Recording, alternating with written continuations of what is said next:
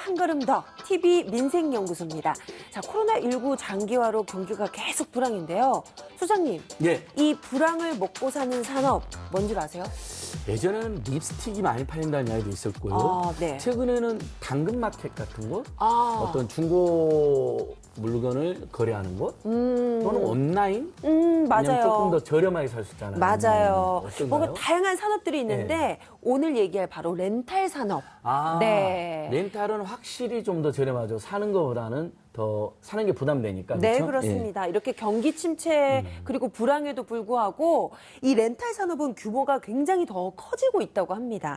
자, 그런데 이렇게 급성장하고 있는 만큼 더 필요한 인력이 있습니다. 바로 이 제품을 관리하는 분들인데요. 그런 분들을 우리는 또 렌탈 매니저라고 부르죠. 예, 매니저 하면 굉장히 좋아 보이지만 실제로는 이분들이 특수 고용 노동자, 저는 특수 고통 노동자라고 이렇게 불러보는데 정말 각별한 고통을 겪는 분들인데 이분들의 처우나 처지가 도마 위에 올라가서 일부 언론에서도 큰 화제를 본 적이 있습니다. 도대체 이분들이 얼마나 어렵게 일을 하고 있는지 제가 방송으로 먼저 그분들의 상황을 살펴보도록 하겠습니다. 함께 보시죠.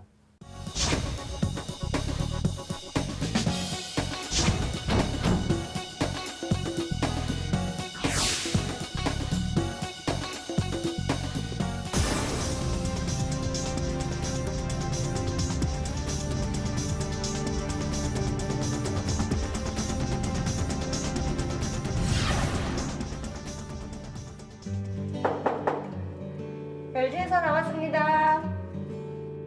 고객님 어떻게 지내셨어요? 저기 에어컨 잠깐만요. 아니 에어컨 안 틀어주셔도 되는데.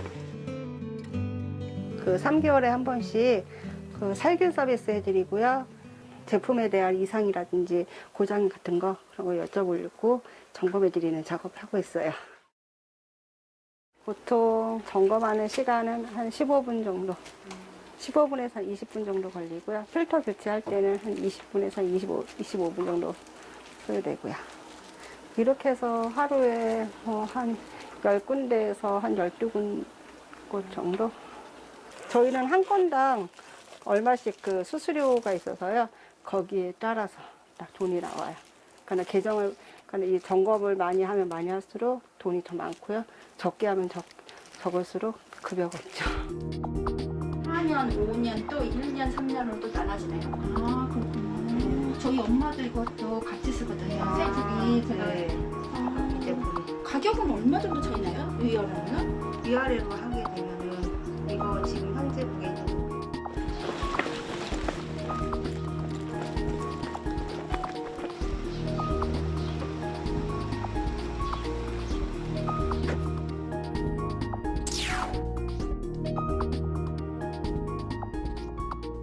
저희가 딱 정해져 있지가 않아요. 몇 시부터. 그리고 고객님들이 점심시간 이용해가지고 또 점검 받으시려는 분들도 있으셔가지고요. 저희는 어쩔 수가 없습니다.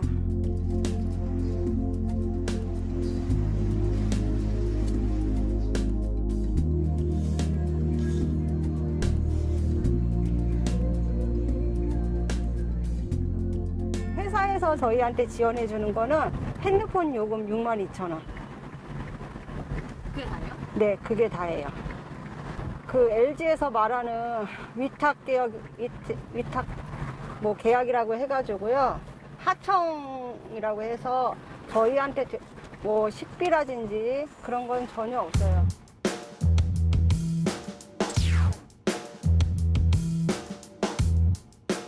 처음에 저도 매니저 일을 처음에 할 때는 지인들한테 부탁해서 하고 하나만 해달라고 얘기하고 부탁하고 했는데, 그리고 저희 집에다가 하고 그랬는데 이제 어느 정도 시간이 되니까 할 데도 없고요.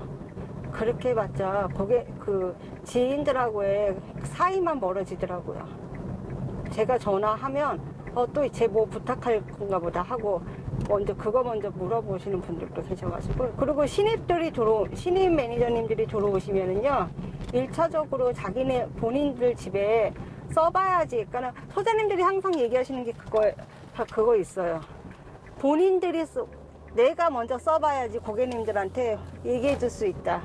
그러니까 집에 없으면 LG 제품, LG 정수기, LG 제품이 없으면 일단 먼저 써봐라. 그렇게 말씀하세요, 소장님들은.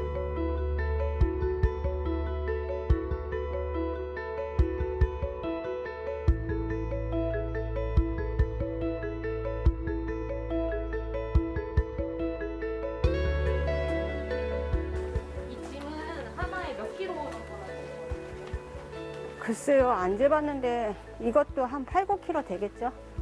살균 키트만 8, 9kg 되고요. 저희 매여 있는 가방도 한 5kg 정도 되고요. 그래서 저는 이렇게 차를 갖고 다녀서 그냥 이렇게 들고 다니는데요. 걸어 다니시는 분들은 여행용 가방 있잖아요. 그거에다가 다 싣고 다니시는 분들 계세요.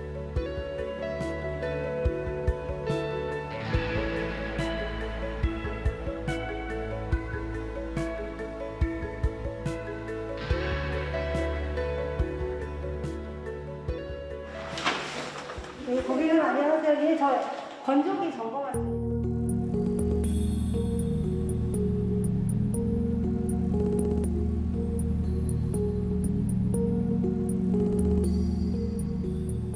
저희가 이 점검 프로세스가 처음부터 끝까지 지금 똑같은 게 아니라 계속 바뀌어요.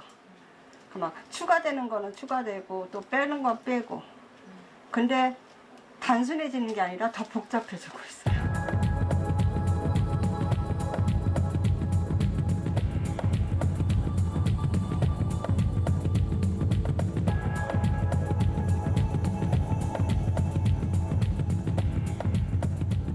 동영상 유튜브에 다 올라와서요. 고객님들이 다 알고 계세요. 저희의 점검하는 방법이라든지 어떤 점검을 한다는 것을 다 알고 계시기 때문에 저희가 안 해드릴 수가 없어요. 만약에 카톡으로 저희 평가 오면은 예, 매우 만족 좀 부탁드릴게요. 네. 오늘 서비스에 대한 평가를 고객님들이 하시는 거예요. 거기서 만약에 보통이라든지 불만이라든지 매우 불만이 나오면 저희가 점수가 깎여요. 그러면 그게 또 급여하고 연관이 돼요.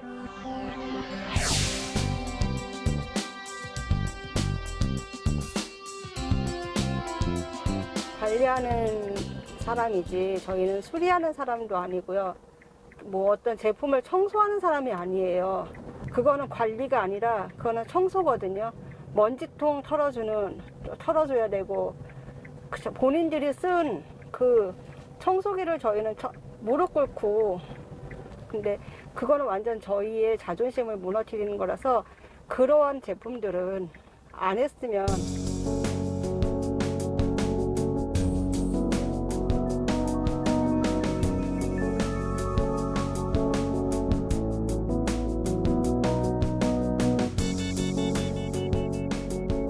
LG전자는 매니저의 근무 환경 개선하라.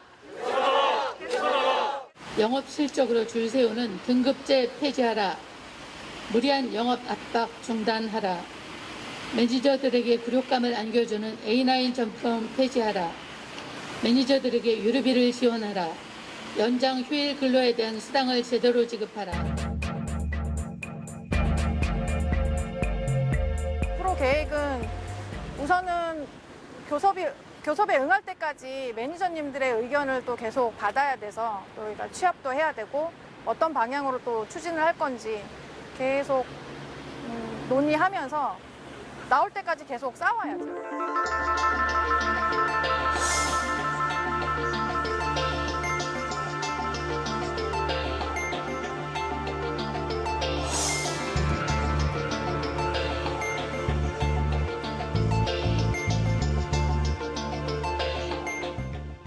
예, 집집마다 요즘 정수기, 청소기, 스타일러, 건조기 등 많이 쓰시잖아요. 그 이제 한꺼번에 구입하면 돈이 많이 들기 때문에 렌탈도 하시고요. 또 어떤 제품에 따라서는 렌탈 뭐 한 3년, 5년 지나면 자기 제품도 되니까 이렇게 부담 없이도 많이 구입하시는 것 같아요. 근데 그때마다 오시는 분들 있잖아요. 정기적으로도 오고 저희가 이렇게 요청해서도 오시는 이분들이 렌탈 매니저님들인데 지금 방송 보니까 상황이 심각합니다. 네. 그래서 오늘 말씀 나눌 두 분 저희가 모셨는데요. 금속노조, 민노총 내에서 이런 금속 관련 또는 기계 관련 그런 노동자들이 모여 있는 곳이죠. LG 케어솔루션즈의 김진희 수석 부지회장님 모셨습니다. 예, 어서 오십시오, 안녕하세요. 부지회장님. 네, 반갑습니다. 방금 전에 방송에서 인터뷰하셨었죠? 네네네. 예, 고맙고요. 그리고 돈 말씀 주실 노무법인 해밀의 김경식 노무사님 모셨습니다. 어서 오십시오. 네, 반갑습니다. 예, 저번에도 한번 오셨었죠? 네. 감사합니다. 네, 잘 예. 부탁드립니다. 자, 수석 부지회장을 지금은 맡고 계시지만 그 4개월 전까지는 렌탈 매니저로도 활동하셨다고 얘기를 들었습니다. 자, 그렇다면 근데 이 렌탈 매니저로 활동하는 곳이 바로 그 LG 자회사 하이엠 솔루텍 맞나요? 네, 네. 자, 그렇다면 그곳에 현재 매니저 수는 몇 명 정도 되나요? 저희가 LG 케어솔루션 매니저가 전국적으로 지금 4,000명이 있고요. 코로나 사태 이후에 좀 실업률이 좀 높아지면서 좀 신입 매니저들이 많이 모집되고 네. 있는 상황입니다. 네, 4,000명. 하이엠 솔루텍하고 케어 솔루션은 같은 회사인가요? 하이엠 솔루텍이랑 자회사 하이엠 솔루텍하고 네네. 우리 부지회장님 속해 있는 케어 솔루션 지하고는 회사 이름이 거기 소속이 돼 있는 거죠. 이제 부서는 조금 있긴 있는데요. 네. 거기는 하이엠 솔루텍에 소속이 돼 있습니다. 아, 이해했습니다. 예. 네. 자, 4,000명이라고 말씀하셨는데 꽤 많은 숫자인 것 같은데 활동을 해보셨잖아요. 일을 해보셨는데 어떤 점이 가장 힘드셨어요? 우선은 저희 매니저님들 다 똑같겠지만 영업 압박에 대한 게 되게 심하고요. 좀 점검은 솔직히 점검이 저희가 제품에 대한 게 되게 많아서 그 점검에 제각각인 거에 힘도 들지만 제일 심한 건 요즘에는 영업 압박이 제일 심해서 그거에 제일 힘들어 하고 있습니다. 네. 아니, 근데 저도 저희 집에 정수기 이렇게 청소해 주러 오시는데 저한테 이렇게 다른 혹시 제품 뭐 쓰세요? 이러면서 막 여쭤보시는 거예요. 네네네. 그래서 아, 영업도 하시는구나. 좀 힘드시겠다. 이런 생각은 저도 들긴 하더라고요. 그런데 이 주된 업무가 바로 관리시잖아요. 네네네. 그런데 또 관리만해서는 굉장히 최저임금도 못 미치는 이런 금액을 또 버시기 때문에 또 다른 업무까지 할 수밖에 없다라고 얘기를 들었는데 그 정도로 열악한가요? 저희가 지금 다른 제품들이 되게 많은데요. 예.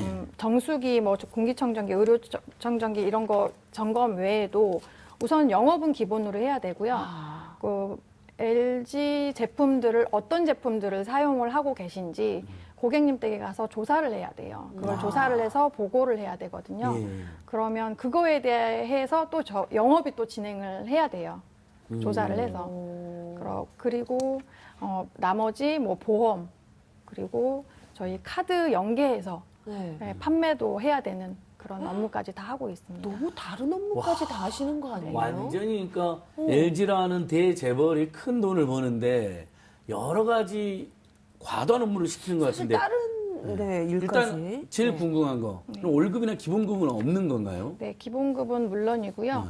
저희가 개인 차량을 저희가 다 쓰고 예. 있거든요. 거기에 대한 차량 유지비 그리고 식대도 없습니다.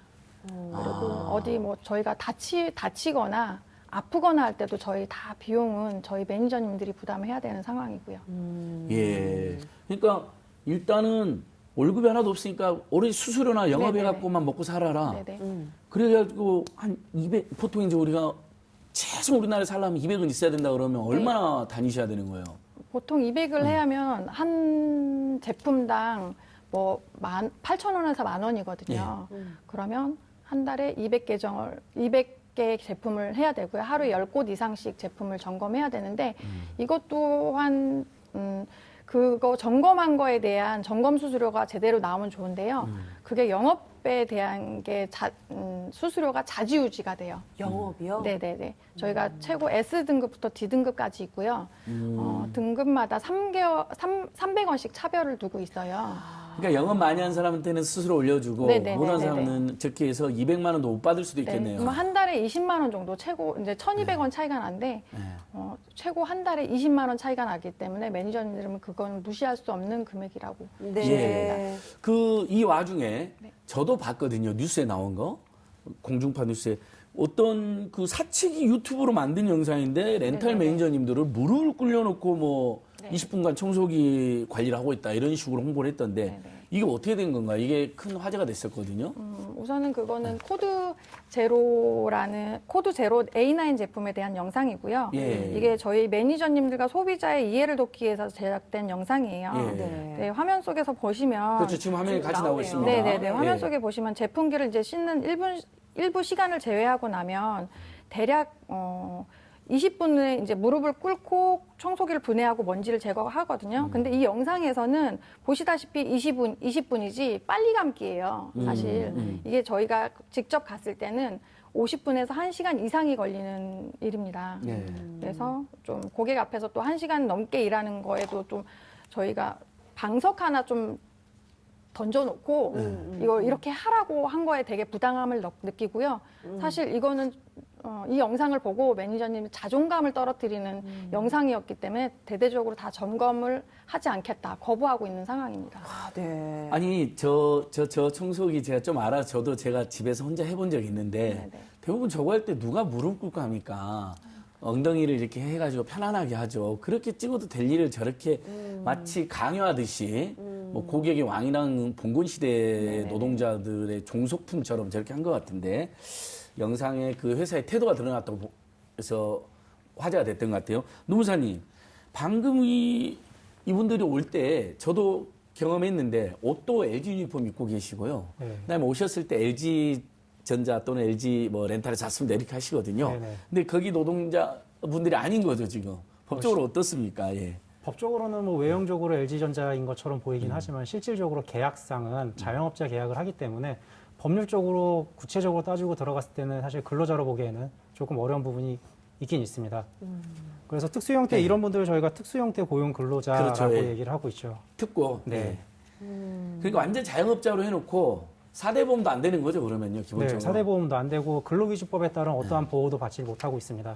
물론 이제 법원에서는 이분들 같은 경우는 그 계약이 아닌 외형이 아닌 실질적으로 근로자라고 본다면 근로자로서 이제 인정을 해줄 수 있다라고 보기는 하는데, 근데 이분들이 이미 자영업 계약을 한 다음에 법원을 통해서 근로기준법상 근로자다라고 주장을 해봤자 법원을 통해 그걸 인정받기까지 시간과 비용이 너무 오래 걸리기 때문에 사실은 대부분이 포기하는 게 일반적입니다. 예, 그래서 그 와중에 이제 우리 매니저님들이 노동조합을 만들고 금속노조에 가입해서 이제 투쟁도 활동도 하는 것 같은데요. 또 사건이 하나 터졌죠. 그 정수기에 곰팡이가 발견돼서 단열재 카바라든지 뭐 이제 관을 뭐 교체하고 뭐 이럴 텐데 오셔서 저도 하는 거 보면 굉장히 복잡하고 힘들어 보였거든요. 그 매니저님이. 근데 이거 한 시간 안팎거리는데 수료를 3,000원만 줬다는 건데 아니 그 한 어려운 시간 동안 작업을 하고 작업하는데. 수료 3,000원 이거 너무 예. 너무 심한 거 아니에요? 최저 시급도 안 되는 거잖아요. 네. 어떻습니까 사실은 이거? 처음에는 3,000원으로 제시를 했다가 저희가 이제 뭐 자체적으로 좀 알아본 게 수리기사님들한테 여쭤보니까 보통 15,000원에서 2만 원까지 받을 수 있는 수수료이더라고요. 그래서 좀 저희가 좀 이거는 좀 아니다. 그래서 그리고 저희가 이거를 또 거부한 이유는 저희는 유지관리 서비스 전문직으로 해서 들어간 거거든요. 네. 들어갔는데 저희에게 보수 그리고 AS 즉 AS에 대한 업무를 저희한테 그냥 던져놓고 해야 됩니다 하니까 그거에 대해서 저희는 좀 거부를 많이 하고 있었고요. 네.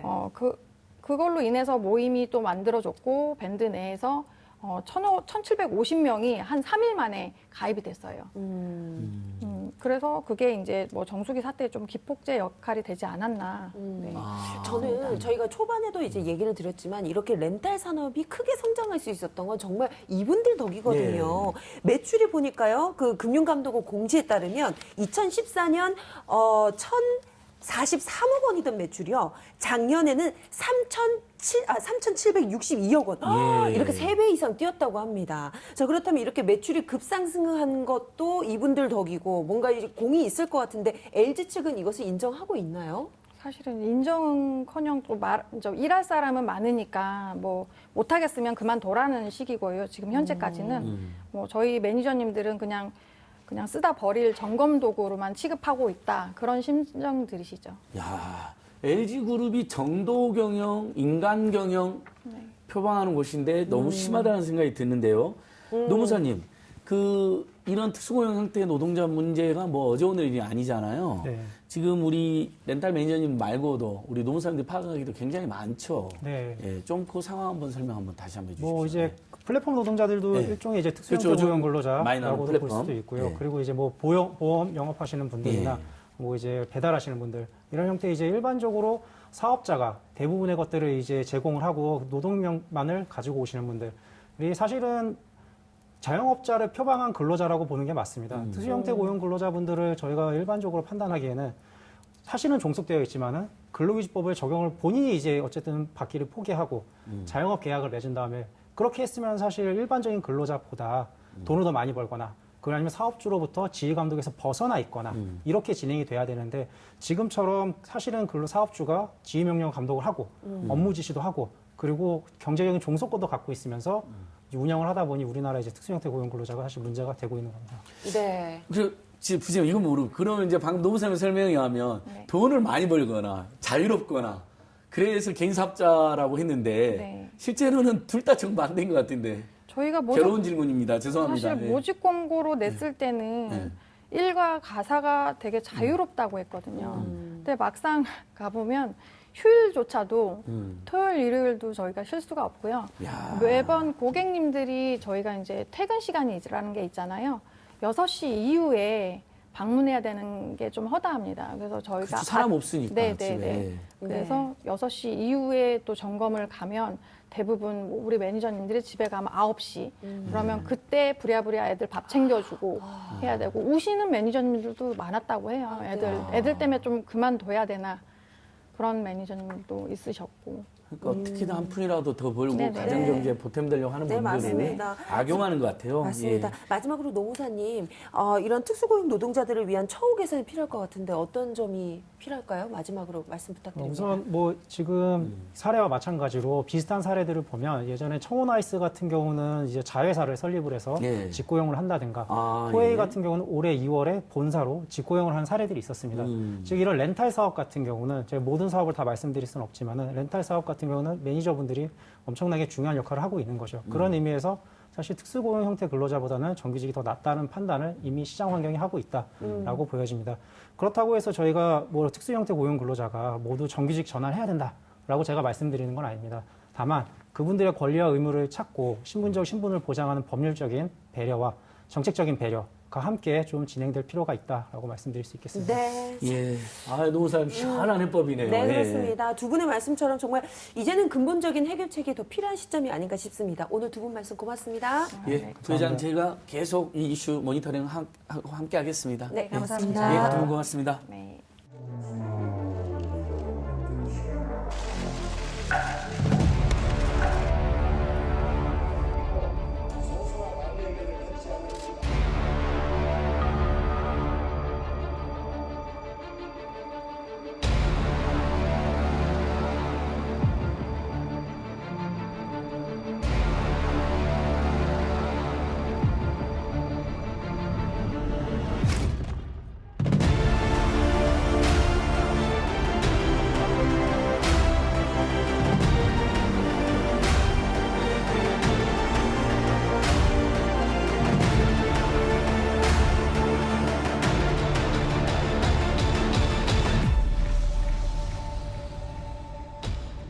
네, 6월 30일 21대 국회 임기 시작 후에 465개 이 법안이 쏟아졌습니다. 자, 그 중에서 저희가 또 주목을 해야 될 것은 노동자들을 위한 다양한 법들이 발의가 됐다는 건데요. 그래서 저희 2부에서는 노동자들을 위해서 꼭 필요한 법안이 무엇인지 21대 국회에서 어떤 논의가 이루어져야 되는지 살펴보도록 하겠습니다. 정말 어렵게 모셨습니다. 네, 더불어민주당 박주민 최고위원님 나오셨어요. 안녕하세요. 안녕하십니까. 네, 의원님 고맙습니다. 그렇게 어렵지 않았던 것 같은데. 아, 어려웠어요. 네. 그저께는 우리 의원님 발의하신 주택임대차 보호법 아, 예. 개정안 네. 제가 상세하게 설명하면서 충분히 우리 사회도 이제 채택할 수 있는 법률이다 해서 네.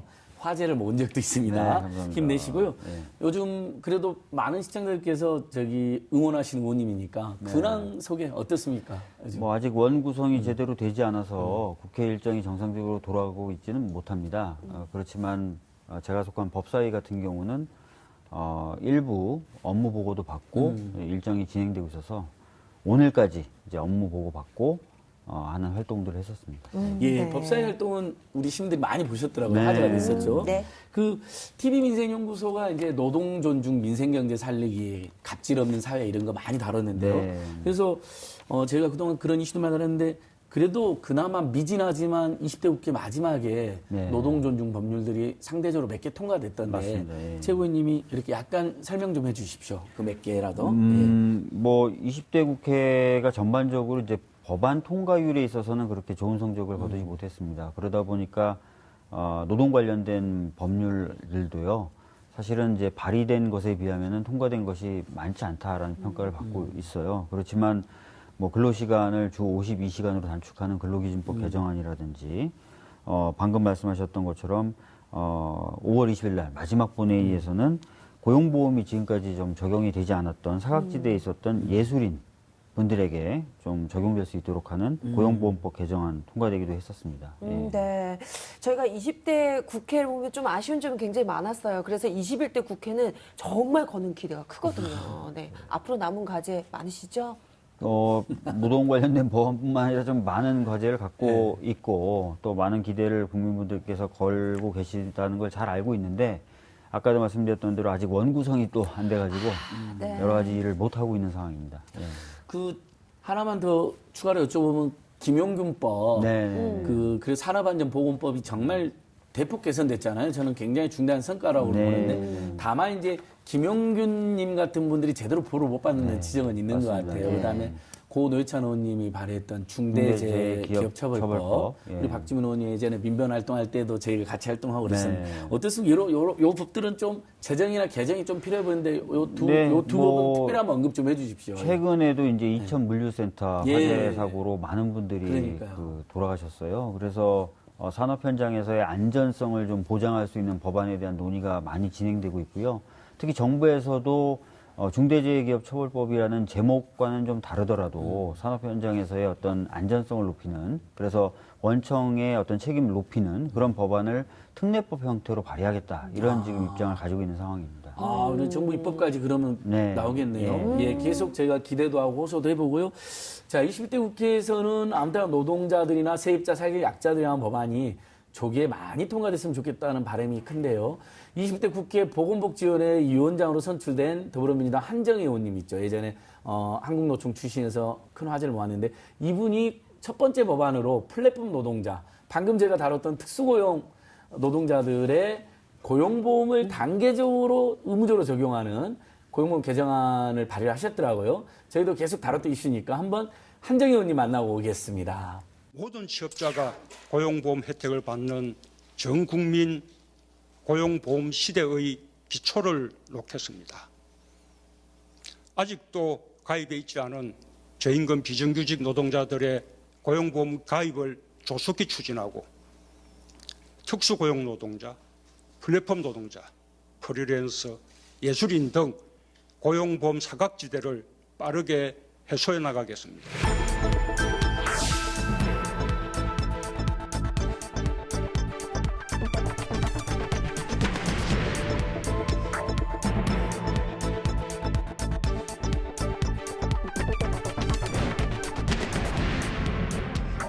이번에 제법에 크게 담긴 것은 이런 특수 형태 종사하시는 노동자들, 그리고 플랫폼 노동자들, 그리고 프리랜서라고 우리가 규정 짓고 있는 분들까지를 다 포괄하는 고용보험법 개정안입니다. 사실 안타까운 게 20대 국회에서 이것이 완전히 다 논의가 되지 않았습니다.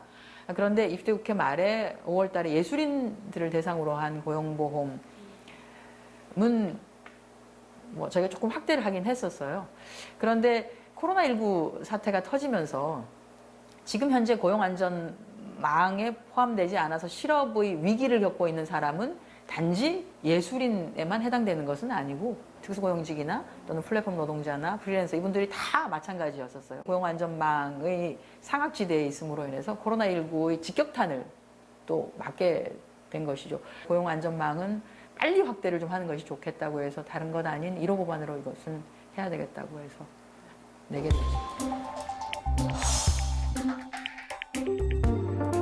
이 부분은 사용자가 있는 것이 아니라 본인이 다 부담을 해야 되는 국민연금이 지금 그런 상태잖아요. 그렇기 때문에 사실 자영업자의 부담으로 다가올 수가 있어서 이것은 사회적 합의를 통해서 어떤 방식으로 점진적으로 이분들이 들어올 수 있게 예를 들어서 국가가 예산을 일정 부분 지원한다든지 하는 것을 할 수 있을지 이건 조금 더 논의가 필요한 것 같아서요. 이번 법안에 포함되지는 않았습니다. 이번에 이제 코로나19를 겪으면서 사람이 쉬어야 되는 거죠. 내가 코로나19에 걸렸는데 그냥 자가격리를 하든지 치료를 하든지 해야 되는데 아무런 근거가 없는 상태인 것이죠. 즉 다시 말해서 이거는 회사에서 편의를 봐주면 가능한 것이고 편의를 봐주지 않으면 그냥 그만둘 수밖에 없는 상황이 될 수도 있는 거라는 거죠. 그래서 이렇게 노동자들을 등을 떠밀어서 나가게 하는 방식을 계속 두어서는 안 된다 싶어서 질병 휴가 제도를 마련하는 것을 법안을 근로기준법 개정안을 냈습니다. 이번에 좀 그것도 논의가 제대로 되었으면 좋겠어요.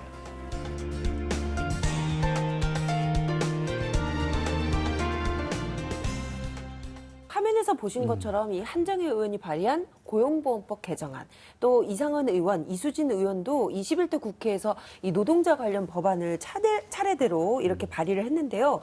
자, 그래서 의원님, 이렇게 어떤 법안이 좀 발의됐는지 핵심 내용 같은 걸 좀 알려주세요. 뭐 한정희 의원님이 발의하신 법안은 방금 이제 자료화면 통해서 보셨듯이 특수고용 형태의 노동자분들 사실은 고용보험의 혜택을 제대로 받지 못해서 여러 가지 어려움을 겪고 계셨는데 그런 분들에게 이제 고용보험의 혜택을 좀 받을 수 있도록 하는 내용을 담고 있고요. 물론 플랫폼 노동자까지 포함해서요. 그렇죠.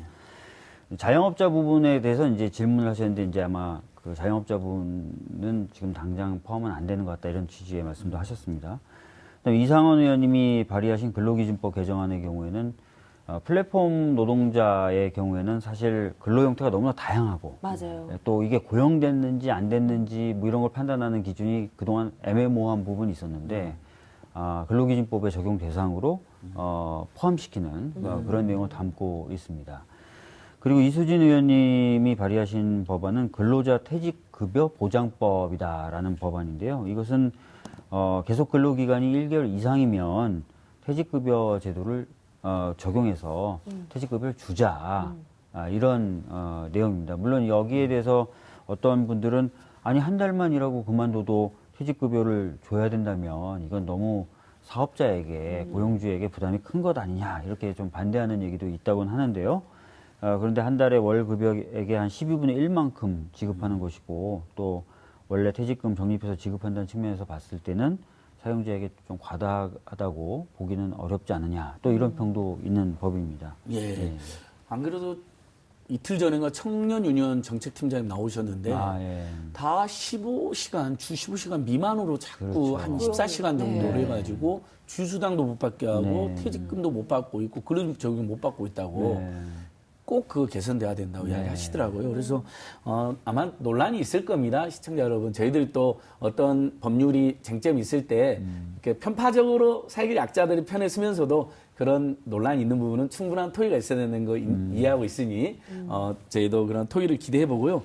박주민 의원님, 지금 근데 21대 초반에 저희들이 기쁘게 생각하는 건 저희가 방송으로 300회, 어제까지 300회까지 방송을 했거든요.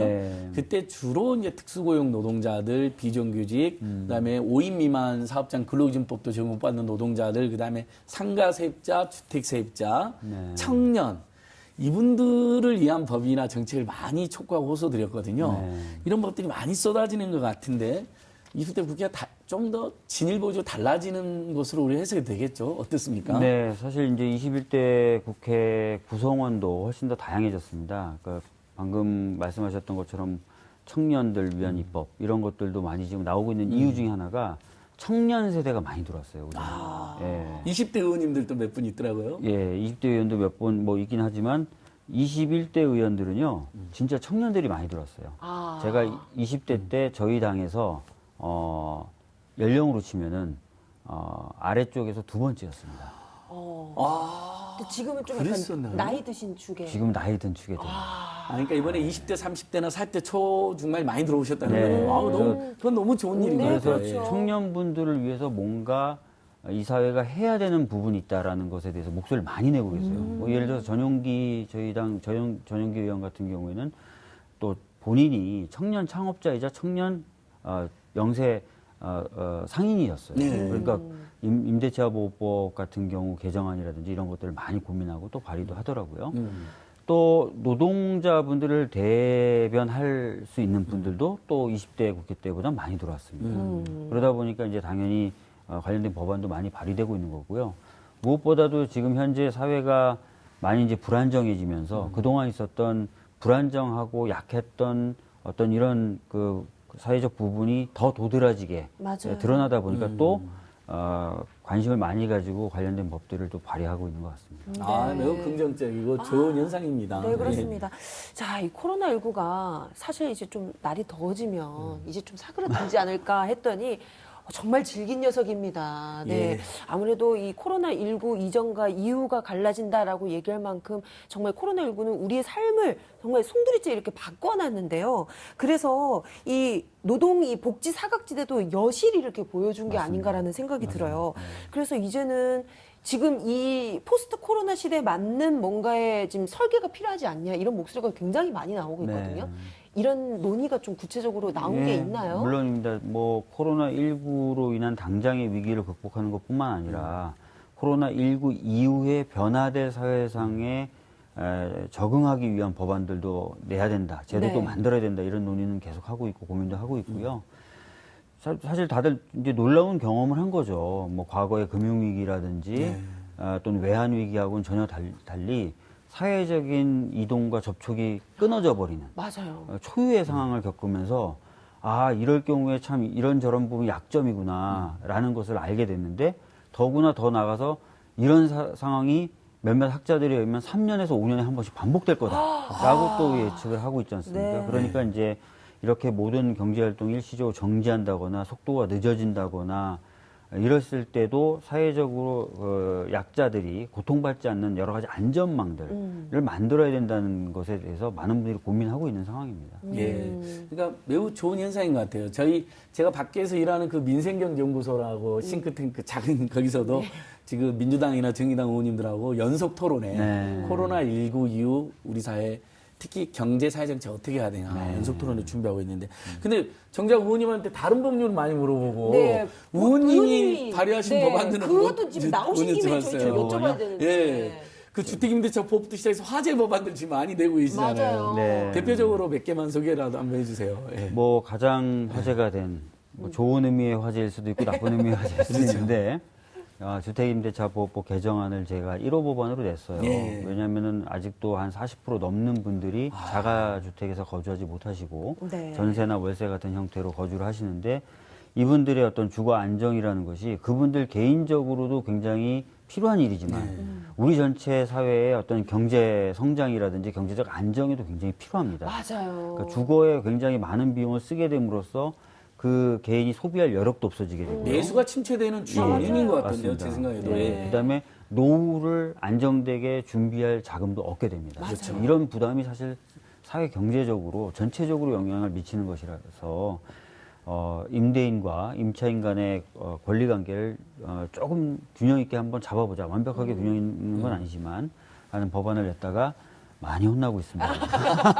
아이, 근데 좋은 쪽으로도 많이 이슈가 됐어요. 네. 그리고 뭐 등록금 같은 경우도 지금 학자금 대출을 받았을 때 이자를 납부해야 되지 그렇죠. 지금 않습니까? 2% 문재인 정부에서 많이 떨어졌어요. 네. 2%까지. 근데 그래도 2%도 부담스럽다는 분들이 꽤 있으시더라고요. 그런데 이것이 이제 뭐 개인 회생이나 파산 절차에 들어갔을 때 면책이 안 되는 조건 중에 하나여서 이자 부담을 계속 지어야 되는 한계가 있습니다. 그런 것들 좀 개선하자라는 법도 냈었고 몇 가지 법안을 냈습니다. 그리고 뭐 앞으로는 제가 20대 때 그 발의했던 법안을 조금 수정해서 상황에 맞게 좀 수정해서 다시 발의한다거나 이런 작업들 계속 할 생각입니다.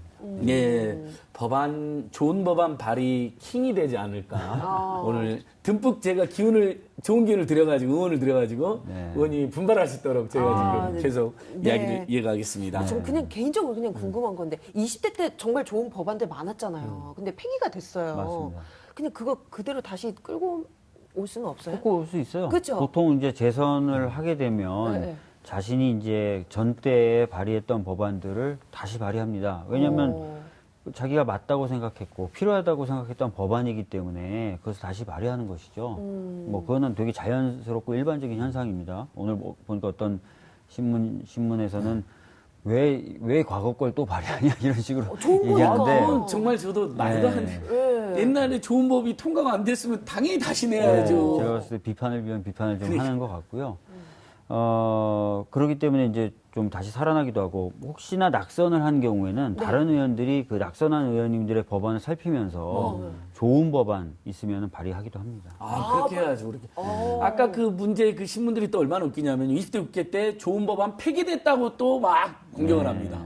그래서 다시 말했더니 재탕이라고 공격을 합니다. 아, 이거 어느 장단에 맞춰야 그러니까 되나요? 좋은 법은 네. 재탕, 삼탕, 사탕이라도 해야죠. 아예 10탕 예. 가능해요. 맞습니다. 예, 역시 네, 우리 그렇습니다. 박현아 저기 MC가 예전에 예. 우리 박주민 의원이랑 한겨레 TV에서 예, 저희 또 같이 좋은 프로그램 법안을 했었거든요. 소개한 프로그램 같이 했던 기억이 나니까. 그러니까요. 그것도 떠오르면서 오늘 너무 반갑네요. 네, 좋습니다. 그때에 비하면 좀 많이 마르신 것 같아요. 의원님이야말로 많이 마르셨어요, 진짜. 전 좀 말랐어요. 아니 두 분 다 고생을 많이 했어요. 그렇습니다. 자, 다시 네. 공적인 질문. 다시 들어가서요. 그래서 네. 저는 의원님 이건 시청자들이나 저희는 꼭 물어봐야 될 것 같아요. 20대 국회 방금 여러 좋은 법안 소개해 주셨잖아요. 네.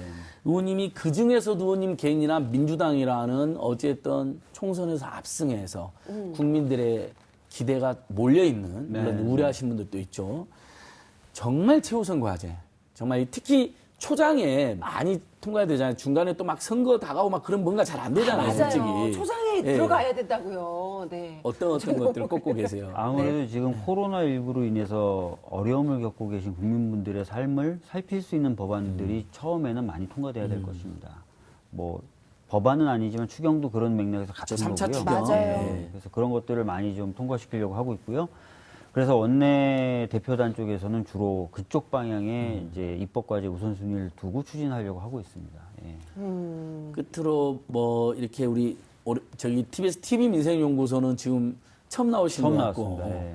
대신에 의원님께서 중점 발의했던 20대 국회 때 고 김관홍 잠수 관련 법 통과됐잖아요. 그건 저희도 몇 번 해서 통과된 거죠, 그건 네, 확실히. 통과됐는데 원래 제가 발의했던 법안에 비하면 많이 뭐랄까요, 그 색깔을 잃었어요. 또 좀 미진했나요? 예, 그래서 잠깐만 그 설명 한번 해주십시오. 예, 일단 제가 통과됐다고 시청자한테 보고는 드렸었거든요. 통과는 됐어요. 그러니까 그렇지만 제가 원래 생각했던 거는 사회적인 재난과 참사가 생기면 사실 피해자라고 부를 수 있는 분들이 의외로 많습니다. 그러니까 자원봉사 하시다가 다치시는 거나 아프시게 된 분들도 계시고 또는 그 직접적인 어떤 그 피해를 받은 분들과 아주 밀접한 관계를 가졌던 사람들도 정신적인 트라우마나 이런 걸 겪기도 하거든요.